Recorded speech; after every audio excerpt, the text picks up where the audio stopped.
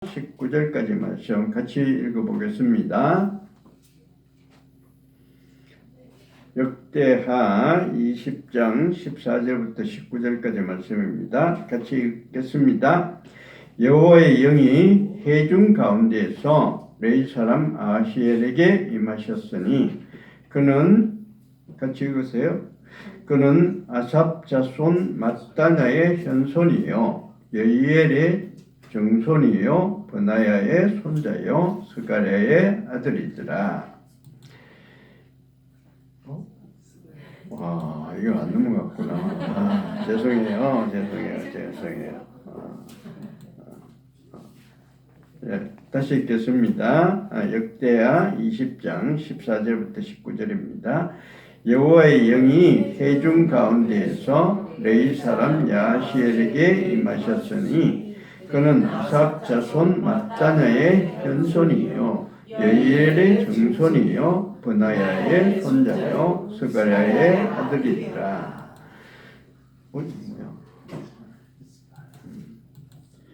야하시엘이 이르되 온 유다와 예루살렘 주민과 여호사밧 왕이여 들을지어다. 여호와께서 이같이 너희에게 말씀하시기를 너희는 이 큰 무리로 말미암아 두려워하거나 놀라지 말라. 이 전쟁은 너희에게 속한 것이 아니요 하나님께 속한 것이니라. 내일 너희는 그들에게로 내려가라. 그들이 시스고개로 올라올 때에 너희가 골짜기 어기 여위엘 들 앞에서 그들을 만나려니와 이 전쟁에는 너희가 싸울 것이 없나니 대열을 이루고 서서 너희와 함께한 여호와가 구원하는 것을 보라. 유다와 예루살렘아 너희는 두려워하지 말며 놀라지 말고 내일 그들을 맞서 나가라. 여호와가 너희와 함께하리라 하셨느니라 하며 여호사밧이 몸을 굽혀 얼굴을 땅에 대니 온 유다와 예루살렘 주민들도 여호와 앞에 엎드려 여호와께 경배하고 그핫 자손과 고라 자손에게 속한 레위 사람들은 서서 심히 큰 소리로 이스라엘 하나님 여호와를 찬송합니다. 아멘. 예수님께서 성천하실 때 그 사람들에게 얘기하기를 내가 올라가는 그대로 내가 다시 올 테니까 그때를 기다리라고 그렇게 얘기를 하셨습니다. 그리고 그때가 되면은 이 세상 모든 것은 다 바뀔 것이라고. 하늘과 땅도 없어지고 새하늘과 새 땅이 온다. 그렇게 말씀하셨어요. 그 말씀은 우리가 지금 근거로 삼고 있는 이런 원칙들, 이런 내가 땅에 있어야만 살아가지 이런 생각들, 그런 게 다 바뀔 것이라는 그런 얘기죠. 그런 얘기인데 그것이 성령을 주셨으니까 우리가 세상 마지막 날만 그렇게 되는 것이 아니라 성령께서 오시면은 우리가 지금 이 세상 살아가는 이때도 그런 것이 부분적으로 나타날 수 있다는 그런 말씀이라고 제가 얘기를 들었어요. 그러면서 지난주까지는 여호사밧 왕에게 일어난 이야기를 좀 드렸습니다. 근데 오늘도 이어서 여호사밧 왕에 대해서 얘기를 할 건데 이 여호사밧 왕에 대해서는 제가 이렇게 좀 말씀을 좀 드렸죠. 보내드렸죠. 한번 읽어보시면은 여호사밧 왕이 어떤 왕이라는 거 알 수 있습니다. 이 사람 성경상으로 보면은 굉장히 신실한 왕이었어요. 다윗 이후로 참 신실한 그런 왕이라고 이렇게 평가를 하는데 그 이유를 들어보면은 그 하나님 앞에서 하나님을 잘 섬길 뿐만 아니라 이스라엘 사람들이 섬기고 있던 그 산당들과 그 다음에 바알상, 아세라 목상 이런 걸 갖다가 전부 다 부숴버렸어요. 그러니까 하나님은 하나님 아주 칭찬을 하는 거죠. 칭찬을 해서 그 여호사밧 왕한테 아주 귀한 축복을 내려주셨습니다. 그래서 귀한 왕이라고 성경은 그렇게 표현하는데, 동시에 이 사람은 또 어떻게 된 건지 북쪽에 있는 이스라엘 왕하고도 친했어요. 그래서 전쟁을 할 때 그 사람들과 항상 함께 했습니다. 북쪽에 있는 이스라엘 왕들은 하나님을 잘 섬기지 않는 사람들이에요. 이런 사람들하고 친해서 같이 전쟁도 하고, 그래서 전쟁을 할 때마다 많이 얻어터지기도 하고 죽을 뻔하기도 하고 그랬습니다. 그런 거 보면은 이 여호사밧 왕이 참 칭찬을 많이 받긴 했지만 꼭 이 사람 보면 우리 같아요. 우리들이 하나님 앞에 참 신실하게 살아가는 것 같긴 하지만 또 한편으로는 이렇게 할 때 또 이 세상 사람들하고 비슷하게 이 세상 사람들하고 같이 그렇게 막 놀아나는 때도 많잖아요. 그래서 이 사람은 좀 비슷하다는 그런 생각이 듭니다. 근데 이 사람이 그러면서도 여러 가지 그 기적을 많이 맛본 사람이에요. 그래서 이 사람을 들여다보면서 우리는 이렇게 살아야 되겠구나 하는 그런 생각을 해봅니다. 근데 오늘 얘기를 드리자면은 이 사람 여호사밧 왕이 유다 나라를 다스리고 있을 때 그 주위에 있는 나라들이 공격을 해왔어요. 쳐들어왔어요. 근데 그 성경에 보면은 벌써 엔게디까지 왔다 이렇게 얘기를 합니다. 엔게디. 자, 엔게디 같으면 우리는 잘 모르죠. 엔게디가 어디 있는지. 그래서 지도를 보시면은 여기 크게 되어 있는 여기가 엔게디인데 요거 보이시죠? 네, 요 엔게디고, 그 다음 예루살렘은 요 정도 있습니다. 요 화살표 있는 요 정도 보여요? 가만히 있어봐요.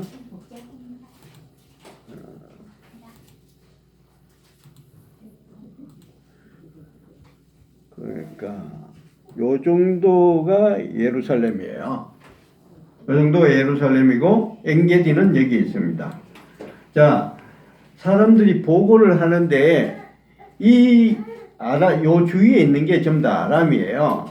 아람인데 이 사람들이 벌써 엔게디까지 왔습니다. 이러는 거예요. 엔게디는 예루살렘과 엔게디 여기까지 거리가 한 56km 정도 됩니다. 우리식으로 하면은 한 150리 정도 돼요. 56km니까 150리 정도 돼요. 요 정도에 150리 정도 되면은 옛날에 말을 타고 전쟁을 했으니까 그 한 하루 이틀 정도 그렇게 하면은 바로 예루살렘에 들어올 수 있는 거리입니다. 그러니까 굉장히 가까이 온 거예요. 다른 나라 적군이 쳐들어왔는데 내일 모레면 우리 예루살렘으로 도착합니다. 이러면 굉장히 심한 거예요. 적어도 보고를 하려고 그러면 적어도 한 달 정도나 저 국경에 전쟁이 나서 쳐들어옵니다. 이렇게 돼야 되는데 하루 이틀 만에 며칠 만에 있으면은 예루살렘 도성까지 들어옵니다. 이러면 굉장히 힘든 거예요. 그런데 그때 그 얘기를 듣고 여호사밧 왕이 참 칭찬을 받을 만해요. 어떤가 하면은 하나님한테 기도를 합니다. 성전으로 올라가서 기도를 해요. 아주 힘들고 어려울 때 기도를 해요. 그 기도의 모습이 우리 읽은 바로 앞에 나오는데 이렇게 되어 있습니다. 12절에 보시면은 우리 하나님이여 그들을 징벌하지 아니하십니까?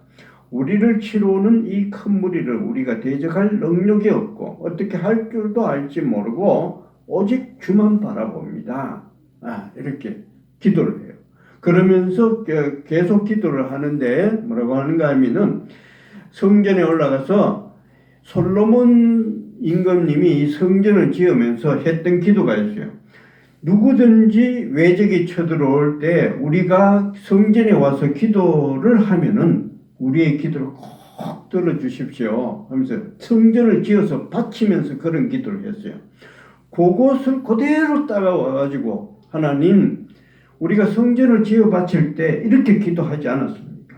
성전 이 바칠 때 하나님 얼마나 기뻐하셨습니까? 그러니까 성전을 받으셨으니까 이렇게 우리가 어려울 때 기도를 하니까 좀 도와주십시오 이러는 거예요. 바로 다른 어떤 것도 구하지 않고 하나님께 올라와서 이 기도를 한다는 것, 굉장한 신앙이에요. 이러니까 이제 복을 받습니다.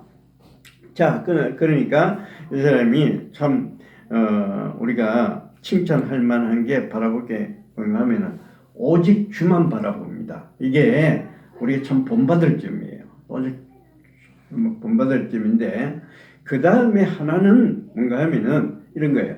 자, 이렇게 기도를 하고 있으니까 그 앞에서 앞에 있던 어떤 사람이 그것을 듣고는 야하시엘이라는 사람, 이 사람한테 하나님께서 이렇게 성령을 부어주셨어요. 그래서 이 사람한테 하나님의 말씀을 주셨습니다. 그래서 이 사람이 하나님의 말씀을 받고 사람들한테 선포를 하는 거예요. 그게 빨간 것이에요. 너희는 이 큰 무리로 말미암아 두려워하거나 놀라지 말라. 이 전쟁은 너희에게 속한 것이 아니요 하나님께 속한 것이니라. 그렇게 얘기하면서 또 이어서 이 전쟁에는 너희가 싸울 것이 없다. 대열을 이루고 서서 너희와 함께한 여호와가 구원하는 것을 보기만 해라.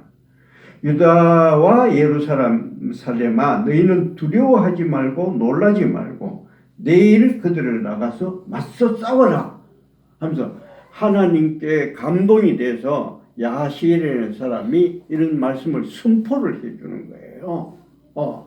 이런 선포를 들으니까 여호사밧 왕이 굉장히 힘이 났어요. 그래서 그 다음날 전쟁을 하는데 어떻게 하는가 하면은 전쟁을 할 때 제일 앞에 찬양대를 내보냅니다. 찬양대를 내보내고 천군을 하는 거예요.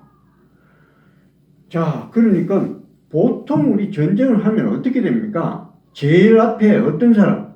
군인을 내세우죠. 군인 중에서도 정예병, 가장 강한 병사들을 제일 앞에 보내게 돼 있어요. 전쟁을 하면은. 그런데 그런 군인이 아니라 찬양대가 전쟁을 하려고 나갔다고 나오니까, 와, 이게 뭐야?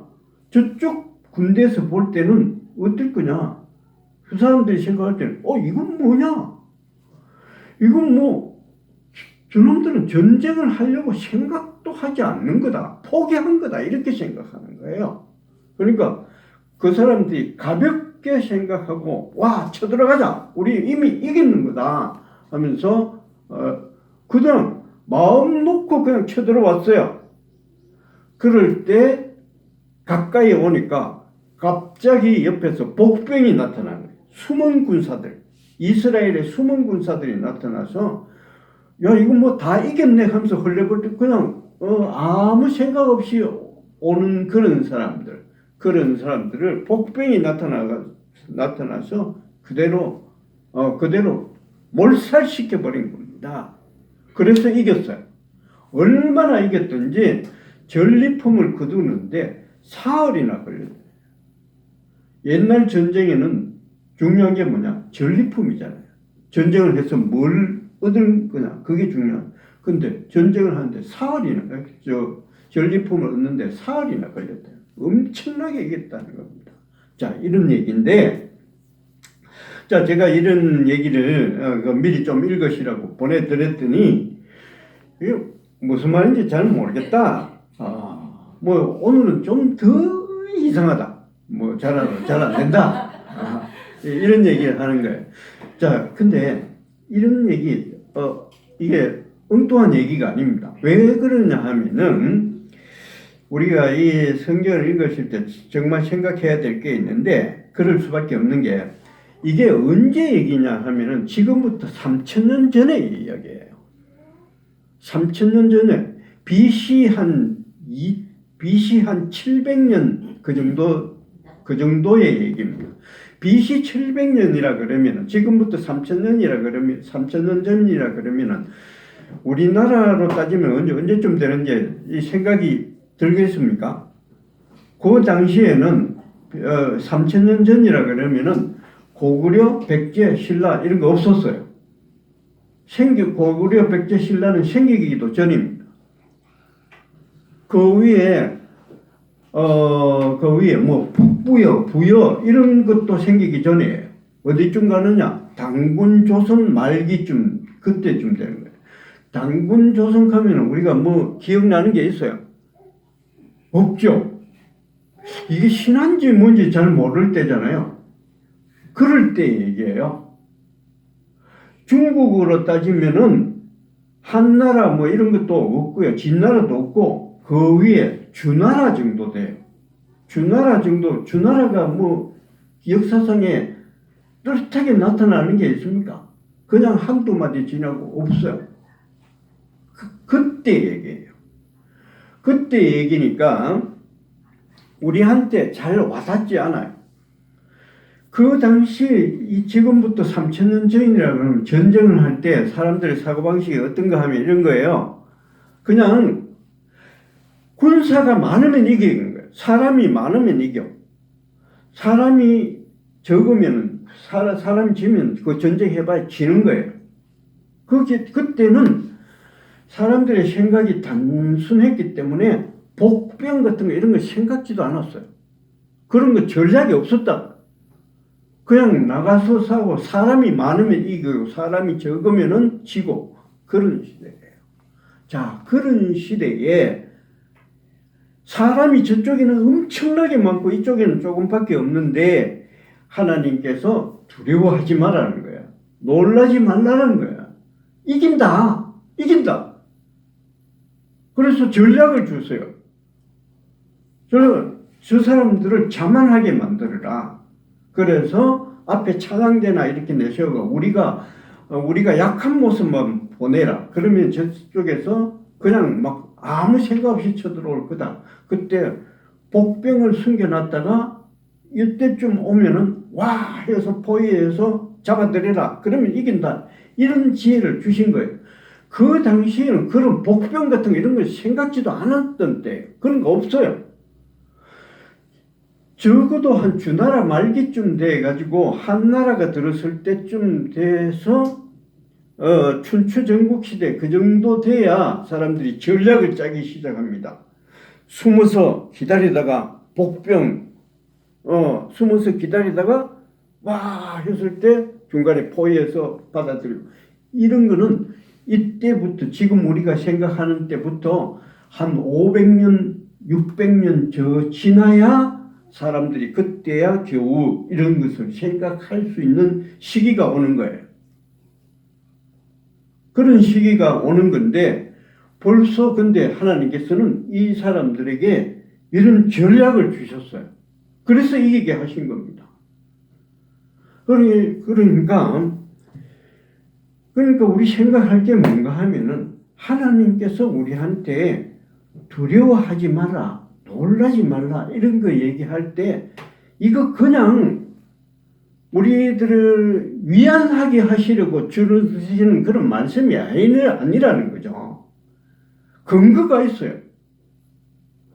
적어도 다른 사람들은 하나님을 믿지 않는 다른 사람들은 전혀 그런 것을 생각하지 못하는 시기에 적어도 500년이나 600년 뒤에서야 나올 만한 그런 전략을 하나님께서는 이미 주신 거예요.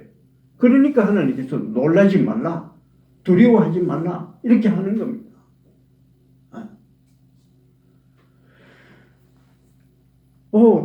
이게 그러니까 옛날에 있을 일 한참 뒤에 있을 일을 갖다 미리 얘기하면은 다른 사람들은 몰라요. 제가 이빨을 아파봐서 아는데요. 이빨을 아파봤는데 옛날에 이빨을 한 게 이빨이 나가니까 나중에는 그때는 어떻게 했는가 하면은 이빨 한 개를 끼워 넣기 위해서 양쪽 이빨을 다 죽였어요. 그러니까 이빨 한 개가 부서졌는데 양쪽 이빨을 해서 이빨 세 개를 부수는 거예요. 그래서 이렇게 그걸 브릿지라 그래요. 이렇게 세웠어요. 그래서 세 개를 넣었어요. 알죠? 무슨 말인지. 근데 그거 참 아깝잖아요. 아깝잖아요. 이빨 하나를 넣기 위해서 세 개를 내 이빨 세 개를 죽여야 되니까 참 아까운데. 그러고 난 뒤 한 2, 30년 지나니까요. 임플란트라는 게 나왔어요.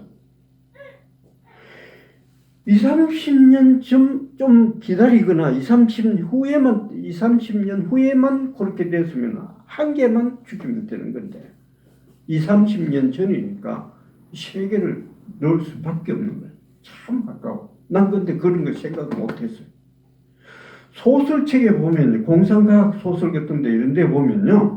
사람들이 어디 아파 죽을 병에 걸렸어요. 죽을 병에 걸렸어요. 소설에서는 어떻게 공상과학 소설에서는 어떻게 하는가 하면은 그 사람을 냉동시켜 버려요. 냉동시켜 버리고 한 100년 정도 냉동시켜. 100년 후에 되면은 그거 다 나을 수 있는 병이거든요. 그럼 100년 후에 사람을 살려내. 해동을 시켜. 그래서 그때 이제 치료를 하는 거예요.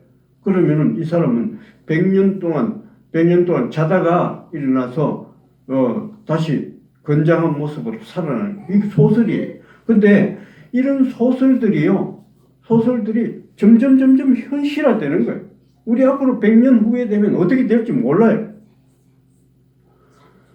그 사람들 100년 후에 있을 얘기를 지금 하면은 이 사람들은 모르지만 하나님께서는 먼저 아시니까 그걸 당했는 사람 보고 두려워하지 말라는 거예요.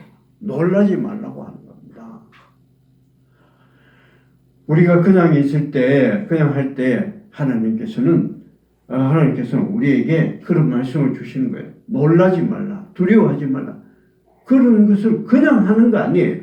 근거가 있기 때문에 하는 겁니다. 근거가 있기 때문에 하는 거예요. 하나님께서 우리 원래 만드실 때 어떤 모습으로? 완전한 모습으로 만들었어요. 하나님의 형상과 하나님의 모습을 따라서 만들었습니다. 그건 완전한 모습이에요. 어디에 내놔도 어렵지 않은 하나님과 비슷한 모습을 만들어 주셨습니다. 근데 우리가 아담이 죄를 저질렀으니까 우리가 이런 모습밖에 지금 못하는 거죠. 그렇지만 이제 천국으로 들어가면은 우리는 그 완전한 모습을 확 띄울 거예요. 하나님께서 만들어 주셨던 원래의 모습. IQ가 한 3000 이 정도 올라갈지 모르죠. 그런 모습이 될 거예요. 하나님은 천사보다도 우리를 더 귀하게 만들어 주셨어요. 그런 모습, 완전한 모습이 될 거예요. 그런데 우리는 지금은 그렇게 못하지만 수시로 잠시 우리 그런 것을 맛보게 하십니다.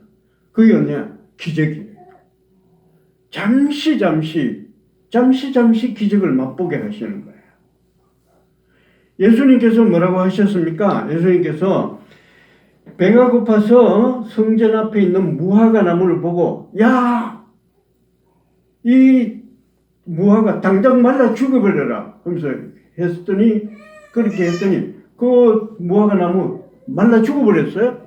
제자들이 와서 깜짝 놀라서 아니 어떻게 했을까요? 이렇게 됩니까? 하루 사이에 무화과 나무가 말라 죽었어요. 이거 어떻게 이렇게 하실 수가 있습니까? 이렇게 했더니 예수님께서 뭐라고 하셨는가 하면은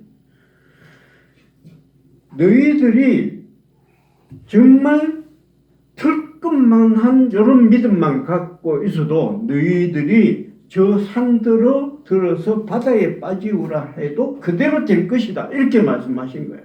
그런 말씀 우리한테 그냥 힘을 주려고 위안을 주려고 하시는 게 아니에요. 우린 진짜 그렇게 될 수 있다는 겁니다. 언제?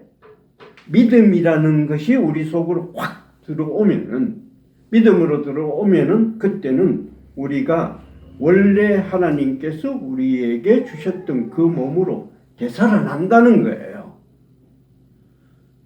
그 몸이 언제냐? 예수님께서 다시 오실 때.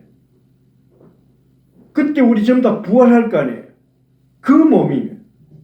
그 몸인데 그러니까 새하늘과 새 땅이 온다고 하신 거죠. 근데 그것을 그때만 일어나는 것이 아니라 때로는 우리가 이 세상을 살아가면서도 믿음으로 충만해지면은 그런 때가 온다는 거죠. 이 세상을 살아가면서. 그게 기적이에요. 그게 내 몸속에 이미 들어와 있습니다. 하나님은 원래 우리를 그렇게 만드셨기 때문에 내 몸속에 이미 그런 씨앗이 들어있어요.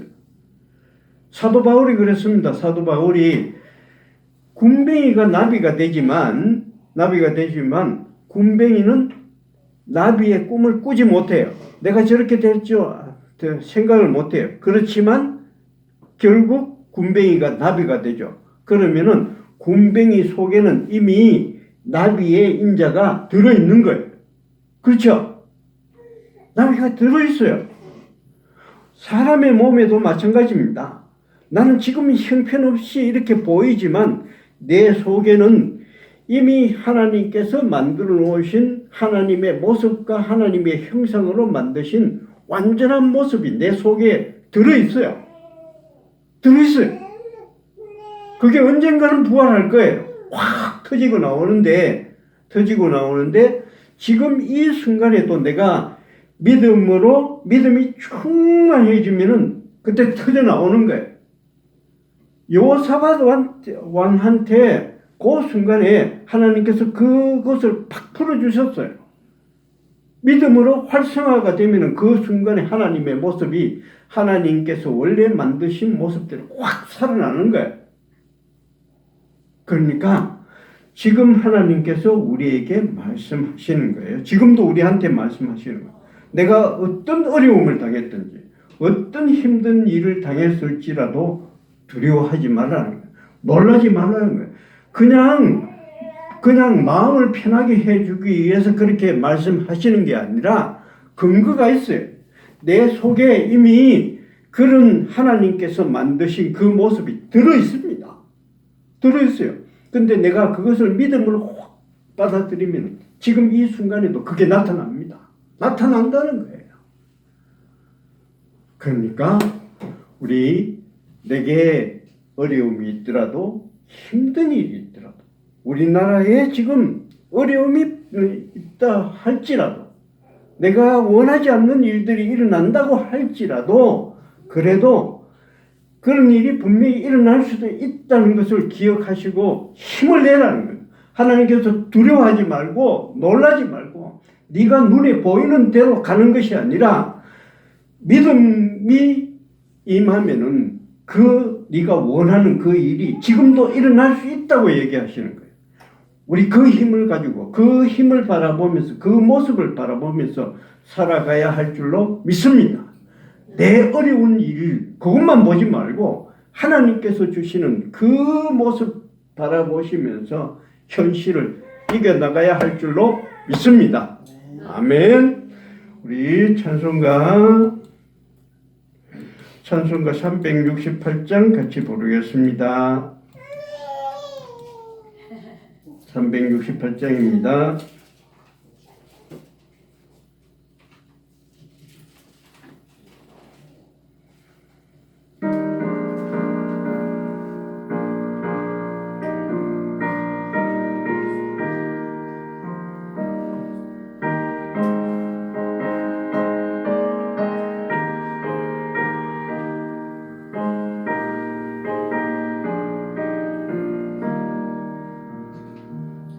주의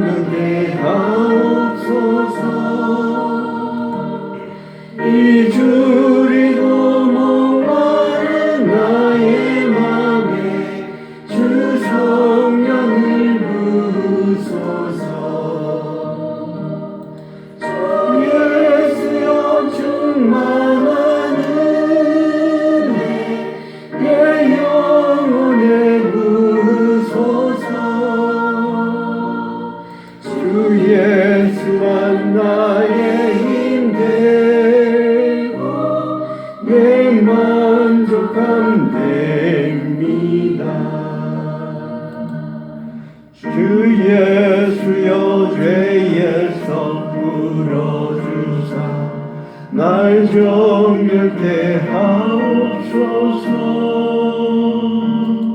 이 세상의 유혹이 나의 맘에 등목하게 하옵소서. 주여 주여 충만한 은혜 내 영혼에 부으소서. 주 예수만 나의 힘 되고 내 만족함 됩니다. 옛 야곱이 천사와 씨름하나 그 믿음을 주옵소서. 이 세상의 물결이 흘러내도 날 편하게 하옵소서. 주 예수여 충만한 은혜 내 영혼에 부으소서. 주 예수만 나의 힘 되고 내 만족함 됩니다.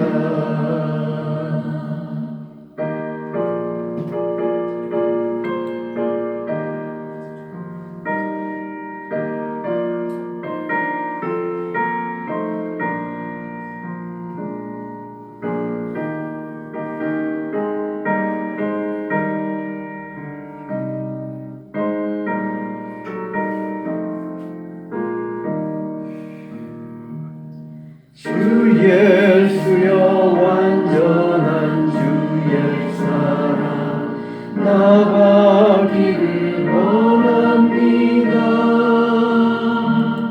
그 사랑이 내 맘에 충만하여 날 기쁘게 하옵소서. 주 예수여 충만한 내 영혼에 부으소서. 주 예수만 나의 힘 되고 내 만족함 됩니다. 내 마음에 임하신 주의 성령 늘 계실 줄 믿습니다. 그 은사를 나에게 부어주사 주 섬기게 하옵소서. 주 예수여 충만한 은혜 내 영혼에 부으소서. 주 예수만 나의 힘 되고 내 만족함 됩니다.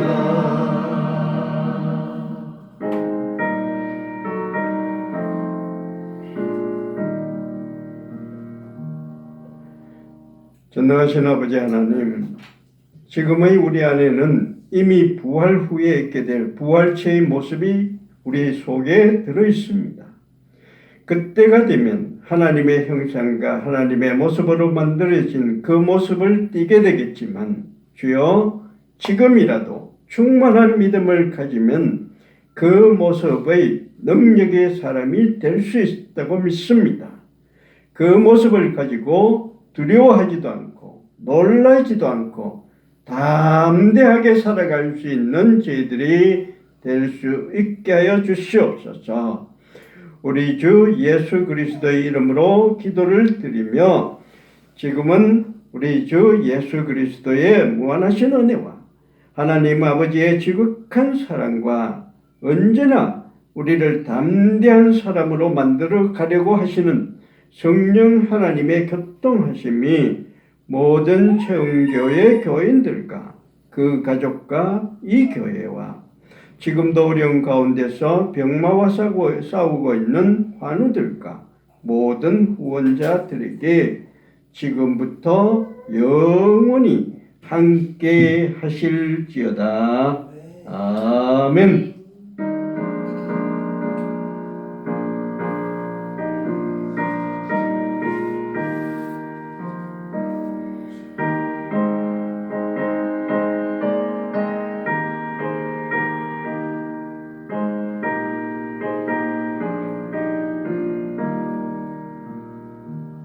주